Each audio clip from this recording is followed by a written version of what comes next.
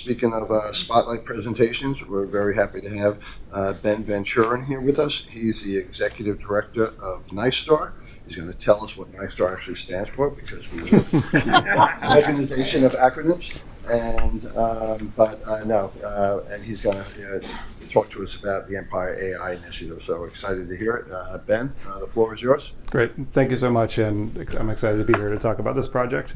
So I'm Ben Van Schuren, Executive Director of NiSTAR, which is ESD's division of Science, Technology, and Innovation. Still doesn't fully explain the acronym. The acronym's actually, before that, NiSTAR used to be a standalone entity, and it was Science, Technology, and Academic Research. And when it moved into ESD, we switched the academic research to innovation because we're much more focused on the commercialization side of it than really reaching back to their pure research side. So we're sort of NiSTAR now.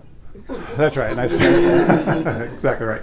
And NiSTAR really oversees the state's innovation infrastructure. So we oversee over 80 assets across the state, everything from our Centers for Advanced Technology, Centers of Excellence, to the Manufacturing Extension Partnership that has regional centers across the state to assist manufacturers, to a network of incubators, hotspots, and accelerators that help startups and entrepreneurs through all stages of their company's development and being successful in New York. But today I'm here to talk about Empire AI, which is Governor Hochul's transformative investment into creating infrastructure for New York State's academic sector to lead and compete in one of today's hottest technology sectors, artificial intelligence. First, I want to highlight that one of the most critical tools to being competitive in today's AI landscape is access to compute. So you've probably heard the terms large language models, or LLMs. Those are underpinning generative AI. So a lot of the buzz that's out there right now is in this particular sector of AI, and is what powers OpenAI's ChatGPT, Google's Gemini, Microsoft Copilot, all the chatbots we're seeing out there in the world and everyone interacting with in positive and negative ways as they start to play with them. But all of those are built on LLMs. And fundamental to their existence is predicated on processing massive amounts of data. So think like the entire internet of data processed by these things to create these models and advance them. And companies, so in the industrial sector, are spending millions to billions, and even in some cases trillions, to build out these compute centers to support continued advancement for years to come of these LLMs and what the future is going to bring. So enter Empire AI, and there's really two critical elements that are coming together here. So the first is giving New York State universities a playing field to participate in that advancement of AI, meaning building out the actual infrastructure, a physical data center located out in Buffalo, where our network of universities can build and participate in, again, this very rapid thing. Both public and private. Public and private, yeah, we'll go through all the members in a second. And this center is larger than anything a single university can do alone. So what you'll see is there's a number of universities that are formed this consortium together that actually are working on that. And actually will be one of the largest academic computing clusters in the US and in the world once complete. Oops, sorry. So the second piece is really around this concept of AI for public good. So while industry is moving at breakneck speed and rolling out these models as quickly as they can develop them, academia really has an important role to play here. And that's twofold. One is actually being able to build these models, understand how they work, understand any biases or things to, guardrails we might want to put around them to be able to fundamentally kind of develop these models and understand them. You need the scale of compute. And the second is really looking at, through academia and their partnerships with the federal government, grants, all those types of things, actually applying these powerful tools to things that benefit the public. So this idea of AI for public good, and really then building out all those applications, and I'll give some examples of what those look like as well. So really core to Empire AI's mission is empowering universities to conduct AI research that's safe, responsible, and equitable, and towards applications that will benefit humanity. So to your question, here's the current consortium members. So there was, currently there's 9 university partners, as well as participation from the Flatiron Institute, which is part of the Simons Foundation. There were 6 founding members that were SUNY, CUNY, Cornell, Columbia, NYU, and RPI. And in last year, University of Rochester, RIT, and the Icahn School of Medicine at Mount Sinai joined in as well. So it's very exciting to actually see, first of all, this number of academic institutions cooperating, collaborating, and really working towards something that's, again, an asset that's bigger than any of them individually, and also together kind of learning the impact of this new technology, this capability, and actually using it to train even their own researchers and students on what it actually means to be able to develop AI systems at this scale. The SUNY participants, are they mostly the university centers, or do you have some other colleges in SUNY as well? Yeah, so I mean, the SUNY share opens it up to the entire SUNY network. Main participants at this point are the major university centers, Albany, Buffalo, Stony Brook. and Stony Brook, of course. Of course. You never know. Right. So where we are now is actually Empire AI has stood up a standalone 501c3 nonprofit. They have all the protocols and procedures in place to be a functioning entity that the state can grant money to, all those necessary procedures, and have established a board of directors that you'll see here.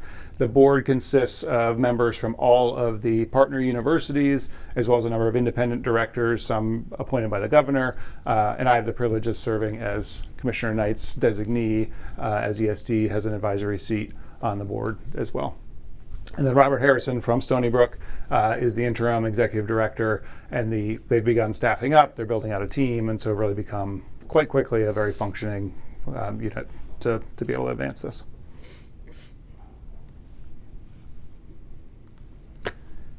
Then down a little bit to the numbers. So if you think ESD's investment is really the capital side of this, so we've had 2 consecutive appropriations in the last 2 budgets, $250 million the first year, and then $90 million in this current budget, and that's to support the actual building of the building and the purchase of the compute itself. So fundamental to all this are what are called GPUs, graphical processing units. You may have seen NVIDIA just passed the $5 trillion mark, first time a public company had ever done that. They are the leader of providing this hardware, so it's a tech stack that's advancing very rapidly, is expensive, and actually this has allowed New York to get into the queue and very early on at getting some of the latest AI hardware that goes in there. But that's fundamentally what we're purchasing is the actual compute itself, and then the construction of a building on SUNY Buffalo's campus. Is that underway? They have, so they've retained a contractor, they have a preliminary design, they're finalizing the design, and should be breaking ground imminently. And is this one of those buildings that's going to be like the size of football fields, like a big data center, or is it not that big? It's not quite that big. I mean, we don't have the $1 trillion scale data center, but and it's a pretty simple, but I mean, it really is going to be a box that contains all that and all the cooling systems and everything go through. They are integrating it into Buffalo's campus. So one of the things we really had an eye towards is the energy side of this. So these data centers are consuming massive amounts of energy. One of the reasons Buffalo was chosen is access to renewable energy powered by Niagara Falls. So it'll be a fully renewable powered facility, and they're doing things like taking the waste heat that's coming off of these racks that run very hot and running that through the campus network to heat dorms and do that kind of thing. So anything that's usable, they're making sure they kind of connect into the center itself. Right. And then on the operational side, that's what's paid for by the partners. So all the partners on that screen have committed to at least one of these compute shares. So they're basically paying $25 million over a 10-year period, and that funds the operations of the facility. So we're building the building, we're buying the compute, and it's up to the partners to actually fund the ongoing operations of the facility that go through. So in total, it's a little over $500 million investment. $65 million over $500 million, a fair amount over $500 million investment that's going into this. And a key part of that, so just to break into the capital funding, so this board just approved a few meetings ago the first disbursement of funds of about $40 million. That was to buy our first set of compute.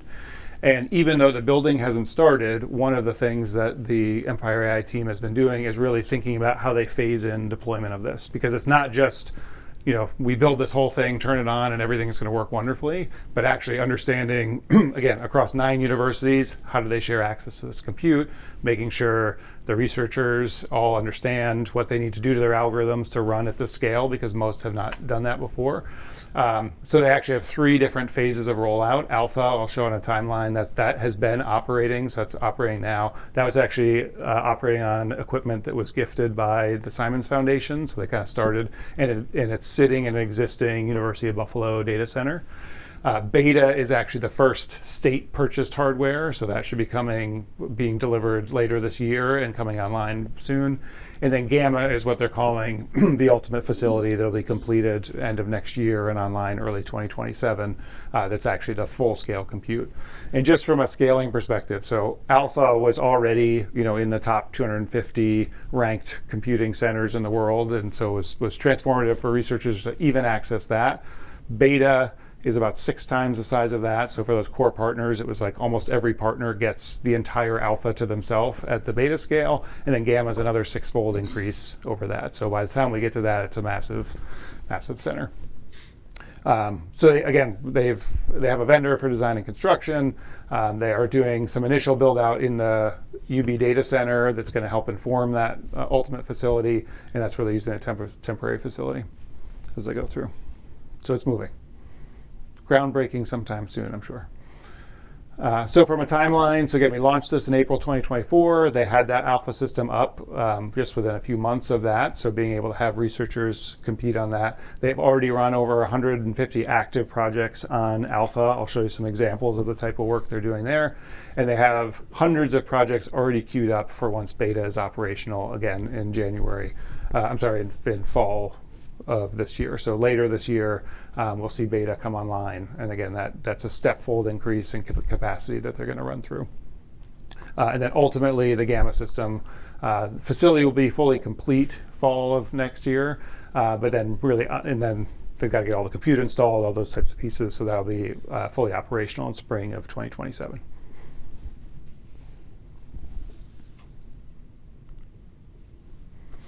So what are they using this for? So they've actually taken those hundreds of projects they've seen and categorized it into these 6 fundamental areas.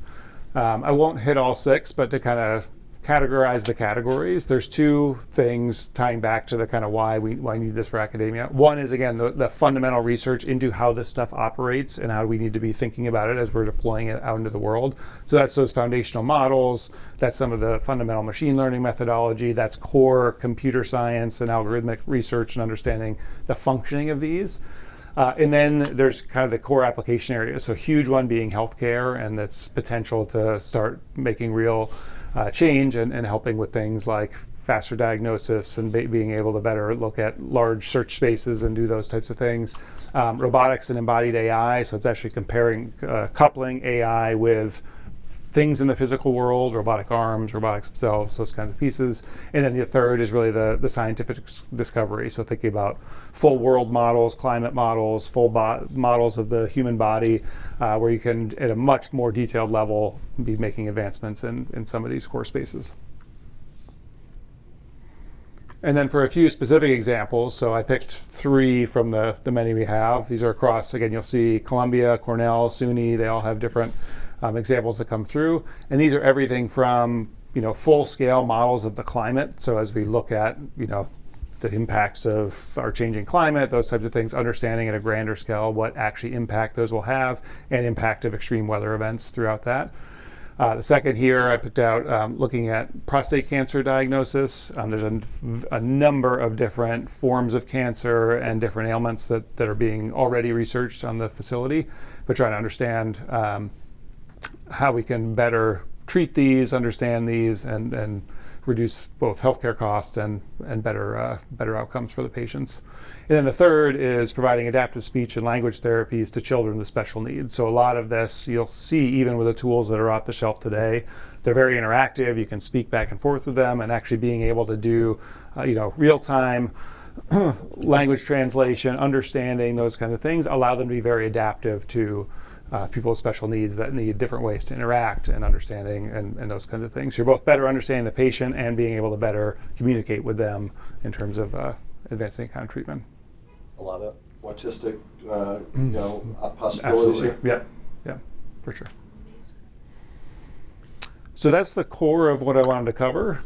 Again, this is just the tip of the iceberg in terms of the work that's happening on there. We have a functioning entity, a nonprofit that's running through, and a facility that should be online next year. Wow, it's very exciting, right? Yeah, exactly. Very. How long have you been at NISTAR, and were you doing something else in the academic or private world before here? Yeah, so I've been at NISTARS 2 years in August, so a little over 2 years. Before that was all in the private sector, so I actually worked for 23 years for General Electric, primarily at their research facility in Niskayuna, New York. My background's computer science and AI, so I did that at many different levels of scale. Actually, back when GE owned NBC Universal, there's still code I wrote that's running their broadcast network. Older than my kids, which is kind of fun. And then I worked for a Fluence Energy, which is a grid scale energy storage company, for a couple of years before that, and ran their lab. So fully private industry, and then came in to run NISTAR a And are couple you of years based ago. here in New York City or in Albany? I'm in Albany. Yep. Got it. Very neat.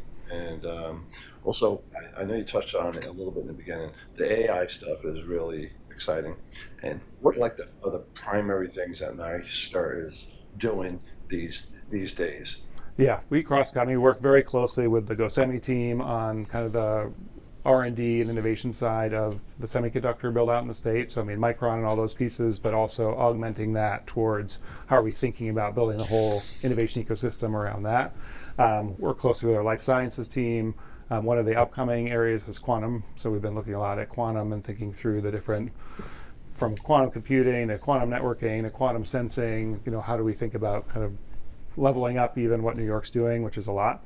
And we kind of touch on the clean tech space. We really hit the full breadth. We run the Fashion Innovation Center, so it's really one of the most memorable things for me my first week at NISTAR and Empire State Development is in the same conversation talking as broadly about quantum computing and fashion technology in one conversation. So I used to think GE had a broad tech stack, but New York State absolutely blows it away.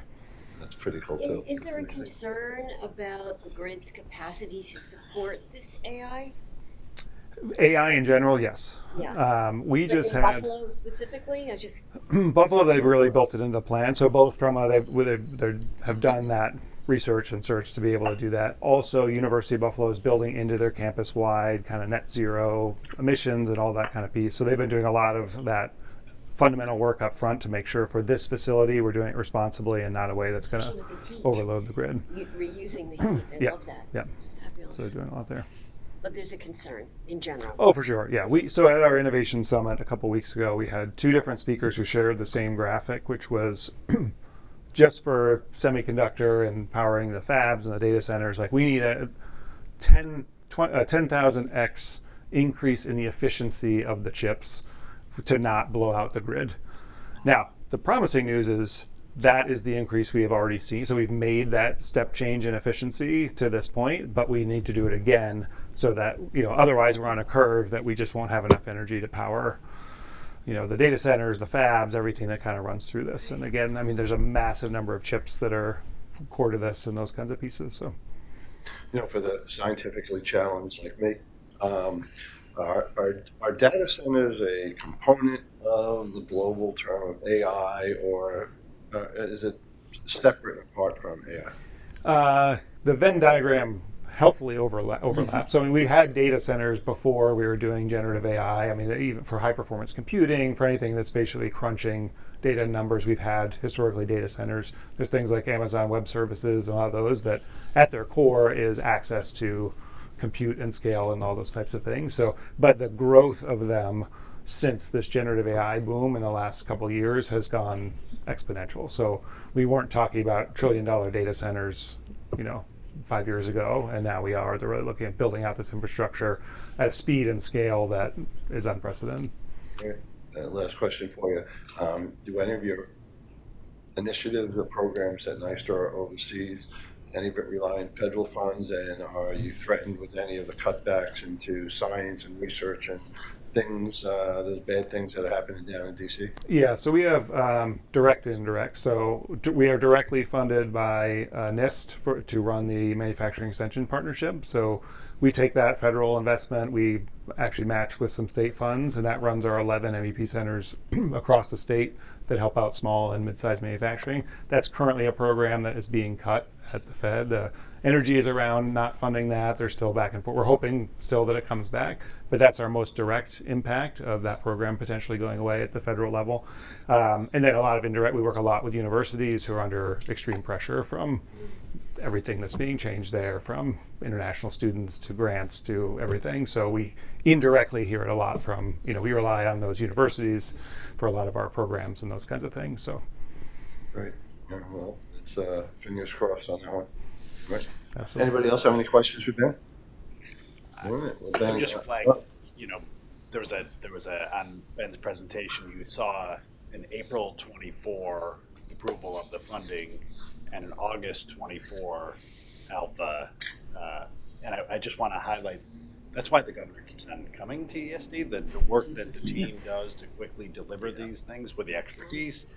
Steve Golick, Allison Yeah. Kabir, I'm not sure well, there is a team that's been working on this every day for a very long time, and so I just want to give a shout out to those folks, but also here we are, like we move things, we get things done, and I just want to flag that as a highlight to why the governor keeps on looking to us to help advance a lot of these priorities. Great. Thank you. Great. All right. Well, thank you very much. Thank you.